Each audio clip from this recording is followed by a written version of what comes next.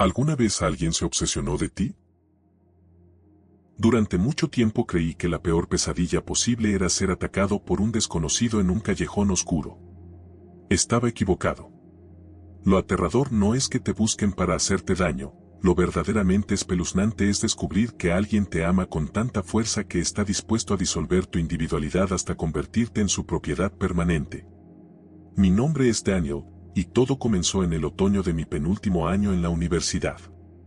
Ella se llamaba Martina. Al principio, era solo una cara familiar en las clases de literatura contemporánea. Era una chica callada, de mirada fija y pálida, que solía sentarse 3 filas atrás. Nunca hablamos formalmente, más allá de algún intercambio casual de apuntes o un saludo cortés en los pasillos. Los primeros indicios fueron sutiles, de esos que tu cerebro desecha por vergüenza a parecer paranoico. Empecé a notar que, sin importar a qué cafetería fuera a estudiar por las tardes, Martina terminaba sentándose a 2 o 3 mesas de distancia, siempre leyendo el mismo libro o mirando fijamente hacia mi dirección. Cuando cruzábamos miradas, no apartaba los ojos con timidez, me sostenía la mirada con una intensidad vacía, casi digital, como si estuviera grabando cada gesto de mi rostro en su memoria. El punto de inflexión ocurrió a principios de noviembre. Una noche, al regresar a mi apartamento ubicado en la segunda planta de un edificio antiguo, metí la llave en la cerradura y noté algo extraño, la puerta no estaba completamente cerrada. El cerrojo superior había sido descorrido desde el interior. Con el corazón martillándome en las costillas, empujé la puerta con el hombro. El interior estaba sumido en una penumbra helada. «¿Hola? ¿Hay alguien?», grité, con la voz temblando. No hubo respuesta. Encendí la luz de la entrada y me quedé paralizado. No faltaba nada de valor, la televisión seguía en su sitio, al igual que la laptop sobre la mesa. Pero la cocina estaba impregnada de un olor dulzón, pesado, idéntico al perfume de jazmín que Martina solía usar en la facultad. Sobre la encimera de la cocina, perfectamente alineados, había 3 objetos, una taza de café humeante, una copia exacta de la llave de mi apartamento que yo creía tener segura en mi llavero, y una fotografía Polaroid mía, tomada apenas unas horas antes mientras dormía en el sofá de la biblioteca de la universidad. El pánico me recorrió la columna vertebral como una descarga eléctrica. Revisé cada rincón del apartamento, el baño, el armario, debajo de la cama.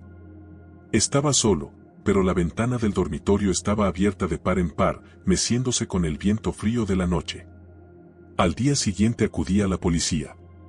Me escucharon con amabilidad, tomaron nota de la cerradura forzada y de la fotografía, pero su respuesta fue la de siempre: «Jovencito, si no hay agresión física o daños materiales graves, poco podemos hacer.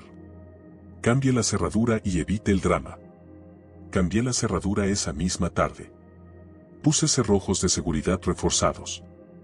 Creí que con eso bastaría, que el miedo inicial ahuyentaría a quien quiera que hubiese entrado. Qué iluso fui. La cerradura nueva no detuvo a Martina, solo hizo que su obsesión mutara hacia algo mucho más oscuro y metódico. A los pocos días, los mensajes anónimos comenzaron a llegar a mi teléfono móvil. No eran insultos ni amenazas violentas, eran descripciones minuciosas de mi vida privada. «Ese suéter azul te queda bien, aunque te ves cansado hoy. Deberías dormir más temprano, Daniel. Me encantó verte cocinar pasta anoche. La próxima vez ponle menos sal». Miraba por la ventana de mi habitación y el terror me paralizaba. En la acera de enfrente, bajo la luz parpadeante de una farola rota, la silueta inmóvil de Martina permanecía de pie durante horas, mirando fijamente hacia mi ventana, con la cara medio oculta por la capucha de su abrigo negro, sosteniendo el teléfono en alto. Decidí no salir de casa durante un fin de semana entero. Apagué las luces principales, cerré las cortinas metálicas y me encerré en el dormitorio con una linterna y un bate de béisbol viejo que había encontrado en el trastero. El silencio en el interior del apartamento era absoluto, roto únicamente por el zumbido de la nevera y el golpeteo rítmico de la lluvia contra los cristales. Eran las 3 de la mañana cuando escuché el primer ruido. No venía de la puerta principal. El sonido provenía de la pared del fondo, del conducto de ventilación angosto que conectaba los baños del edificio. «Ras, ras, ras. Era un sonido metálico y amortiguado, como el arrastrar de uñas o tela contra la chapa oxidada del conducto. Me levanté de la cama de un salto, empuñando el bate con las manos sudorosas, apuntando con la linterna hacia la rejilla de ventilación situada en la parte baja de la pared del baño. La rejilla estaba floja. Los tornillos habían sido retirados desde el interior del conducto. Mientras observaba con el alma en un hilo, los tornillos cayeron al suelo de baldosas con un repiqueteo seco. Y lentamente, una mano pálida, con los nudillos ensangrentados y las uñas desgastadas hasta la carne, emergió de la oscuridad del conducto, empujando la rejilla hacia afuera. Un grito ahogado se atascó en mi garganta. Retrocedí tropezando con la cesta de la ropa sucia, cayendo de espaldas contra la bañera. Del conducto de ventilación no salió una persona erguida. Lo que se arrastró hacia el suelo de mi baño fue una figura delgada, contorsionada de manera imposible, arrastrándose como un animal salvaje a través de un espacio por el que apenas cabía un gato. Cuando la figura se incorporó en la penumbra del baño, encendí la linterna de golpe. Era Martina. Pero no se parecía en nada a la chica pulcra y silenciosa de la universidad. Llevaba la ropa desgarrada, cubierta de hollín, polvo y manchas de óxido. Su cabello estaba apelmazado, y su rostro mostraba una sonrisa demencial, desmesurada, con los ojos inyectados en sangre que brillaban con una excitación febril en medio del haz de luz. Por fin estamos solos, Daniel, susurró su voz, ronca, rota por el esfuerzo y el aire viciado de las paredes. Nadie nos va a separar ahora. Te he estado construyendo un hogar aquí dentro. Aterrado, comprendí la horrorosa verdad. Llevaba semanas, tal vez meses, viviendo en los espacios muertos del edificio, en los huecos entre las paredes y los conductos de ventilación del viejo bloque de apartamentos, observando cada uno de mis movimientos, respirando el mismo aire que yo, conociendo cada segundo de mi rutina diaria. Antes de que pudiera reaccionar o levantar el bate, Martina se lanzó hacia mí con una velocidad inhumana, saltando por encima del lavabo con una agilidad espeluznante.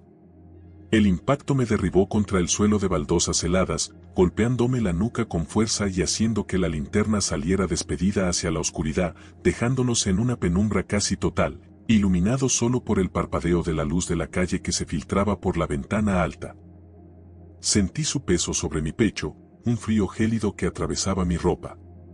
Sus manos, frías como el hielo, rodearon mi cuello con una fuerza descomunal, presionando con una determinación absoluta, mientras su rostro se acercaba al mío hasta rozar mi nariz, murmurando palabras de afecto delirante entre risas ahogadas y suspiros de triunfo. Ya eres mío, para siempre, nadie te mirará como yo. El aire comenzó a escasear en mis pulmones. Mis manos rasguñaban sus brazos en un intento desesperado por liberarme, pero su cuerpo parecía hecho de hierro, sostenido por una fuerza que solo la locura pura puede otorgar. Con un último destello de conciencia y el poco oxígeno que me quedaba, alcé la mano a tientas por el suelo hasta tocar el pesado frasco de vidrio de loción para después del afeitado. Lo tomé con fuerza y, usando el ángulo que me quedaba, lo estrellé con desesperación contra el costado de su cabeza. Un sonido seco retumbó en el baño. Martina soltó un quejido agudo y su agarre se desvaneció de golpe, desplomándose hacia un lado sobre las baldosas, inconsciente y sangrando levemente por la sien. No esperé un segundo más. Tomé aire de golpe, me puse en pie tambaleándome, sin mirar atrás, salí corriendo del apartamento en plena madrugada, vistiendo solo ropa de estar y descalzo, hasta llegar a la comisaría del centro, donde derrumbé la puerta pidiendo ayuda a gritos. La policía acudió al apartamento. Registraron cada rincón, cada conducto y cada pared falsa del edificio. Encontraron su nido, un espacio minúsculo, oscuro y claustrofóbico detrás de los paneles del baño, lleno de recortes de mis fotos, prendas mías que habían desaparecido misteriosamente a lo largo de los meses, y decenas de diarios escritos con tinta roja y cabello humano, donde detallaban cada segundo de mi vida como si fuera una obra de arte creada exclusivamente para ella. Martina fue detenida, ingresada en una institución psiquiátrica de máxima seguridad bajo vigilancia permanente. Me mudé de ciudad, cambié de nombre, borré mis redes sociales y comencé una nueva vida a cientos de kilómetros de distancia, intentando sanar las heridas invisibles de aquella noche. Pero los monstruos reales no se quedan encerrados tan fácilmente. Anoche, al regresar a mi nueva casa tras una larga jornada de trabajo, metí la llave en la cerradura. Y al abrir la puerta, sobre la mesita de la entrada, encontré una sola rosa blanca, fresca, con un rastro de humedad en los pétalos y una nota escrita con una caligrafía temblorosa que conocía demasiado bien. Te encontré. Jamás volveré a perderte de vista, mi amor.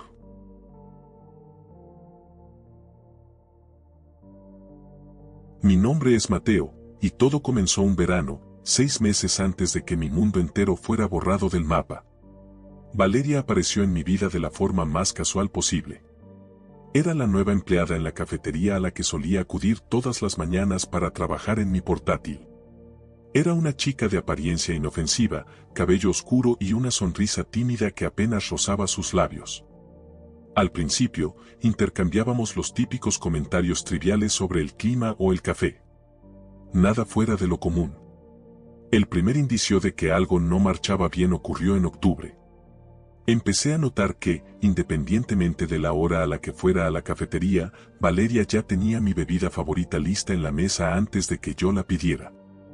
Cuando se lo mencioné sonriendo, bromeando sobre si tenía superpoderes, ella se quedó mirándome fijamente con una intensidad inusual y respondió con una voz gélida: te conozco mejor de lo que crees, Mateo.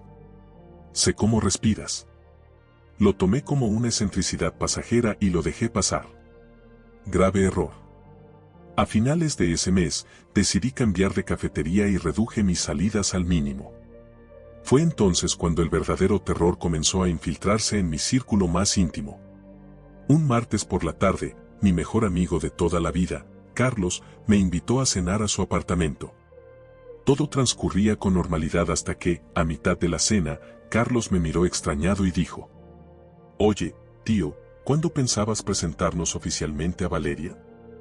Está triste porque dices que la ignoras en público. Me quedé helado con el tenedor a medio camino de la boca. ¿De qué hablas, Carlos? ¿Qué Valeria? Carlos soltó una carcajada corta, pensando que era una broma de mal gusto. No te hagas el gracioso. La chica con la que llevas viviendo los últimos 3 meses. La que nos preparó el pastel el fin de semana pasado en tu piso. Sentí que el suelo se desmoronaba bajo mis pies. Vivo completamente solo. Jamás he llevado a ninguna Valeria a mi casa, y mucho menos comparto mi hogar con nadie. Intenté explicarle que estaba delirando, pero la expresión de Carlos cambió de la diversión a una profunda incomodidad. Me miró con una mezcla de lástima y recelo, sugiriendo que tal vez el estrés del trabajo me estaba haciendo perder la memoria. Esa misma noche regresé a mi apartamento a toda prisa, con el corazón en la garganta. Abrí la puerta y encendí todas las luces. A primera vista, todo parecía en orden. Pero al entrar a mi habitación, descubrí los primeros detalles aterradores. En mi armario, junto a mi ropa, había varias prendas femeninas colgadas con naturalidad. En el baño, mi cepillo de dientes compartía vaso con otro idéntico.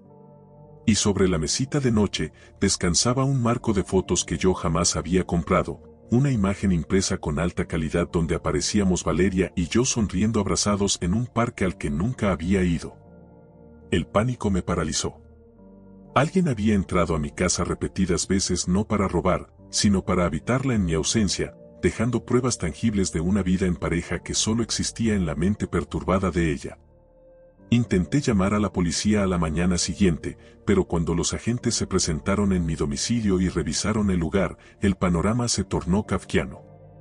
Las fotos estaban ahí, la ropa estaba ahí, y cuando los policías le preguntaron a los vecinos del edificio, la anciana del piso de enfrente declaró con total naturalidad: sí, son una pareja encantadora. Siempre los veo llegar juntos por las noches. Había construido una coa colectiva a mi alrededor.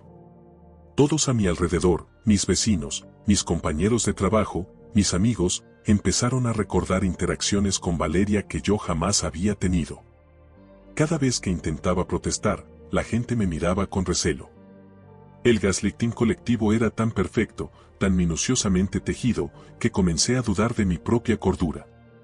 ¿Y si estaba sufriendo un brote psicótico? ¿Y si mi mente estaba bloqueando los recuerdos? El punto de quiebre ocurrió una noche de diciembre. Llegué a mi apartamento completamente agotado mentalmente. Al intentar girar la llave en la cerradura, descubrí que ya no giraba. Alguien había cambiado los cilindros. Golpeé la puerta con desesperación, furioso. Abraham. Esta es mi casa. ¿Quién está ahí? La puerta se abrió lentamente desde el interior.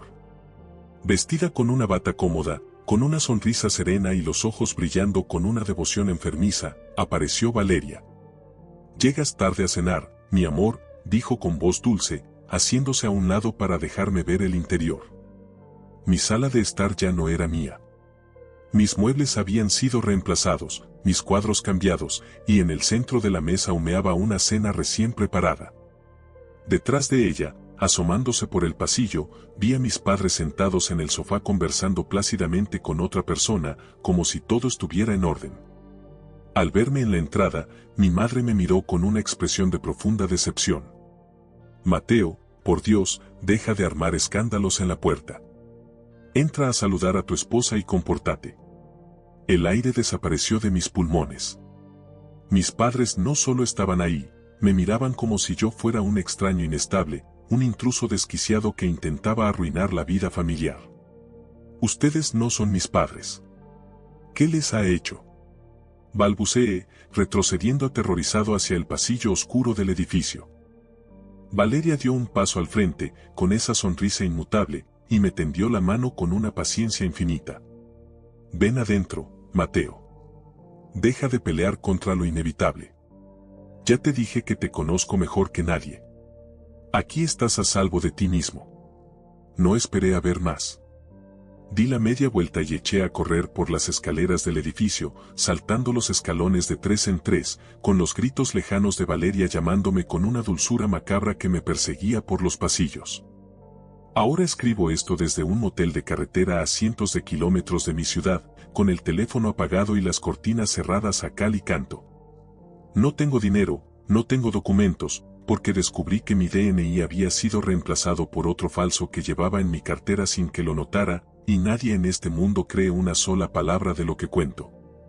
Pero lo peor de todo, lo que realmente me quita el sueño y me hace temblar en la oscuridad, ocurrió hace apenas una hora, cuando miré mi reflejo en el espejo roto del baño del motel y noté que, por una fracción de segundo, la sonrisa en mi rostro no se movía al mismo ritmo que mis labios.